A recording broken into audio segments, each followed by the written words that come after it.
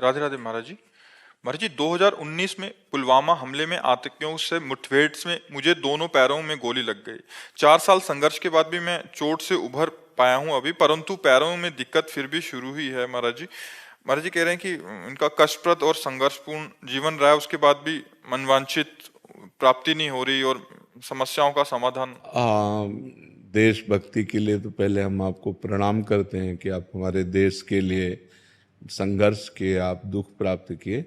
बकाया जब तक हम अध्यात्म के द्वारा अपने पूर्व पापों का नाश नहीं कर देते, तब तक हमारी जो अंदर की चाहत है वो पूर्त नहीं होती।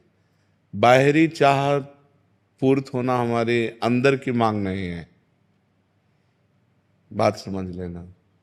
क्योंकि फाइनल में जब हम यहाँ से जाते हैं, तो चूंकि हम शरीर तो हैं नहीं, तो शरीर यहीं छूटता है।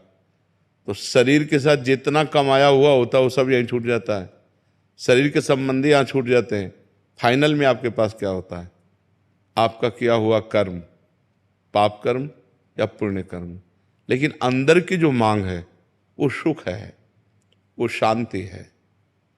देख लीजिए, जिनको हम किसी वस्तु, व्यक्ति, स्थान, पद पर आरोपित करते हैं कि इस वस्तु से, इस व्यक्ति से, इस स्थान से, इस पद से हमें सुख शांति मिल जाएगी, वो नहीं है। उन पदों को प्राप्त भी लोग अशांत हैं, क्योंकि हमारी पद की मांग नहीं है, हमारी आनंद की मांग है, हमारी सुख की मांग है, हमारी शांति की मांग है। शांति, आनंद ये जगत के किसी भी व्यक्ति, वस्तु, स्थान, पद, प्रतिष्ठा में नहीं है, ये परमात्मा में है। हम परमात्मा के अंश हैं। जब तक हमें परमात्मा की प्राप्ति नहीं होगी, तब तक पूर्णता नहीं होगी। नहीं तो आप तो मान लो अपने हृदय की केवल बात जानते हो। हमारे पास भगवान की कृपा से हर पद प्रतिष्ठा वाले लोग आते हैं, तो एक जन साधारण आदमी जैसे परेशान है ना, ऐसे वो परेशान है।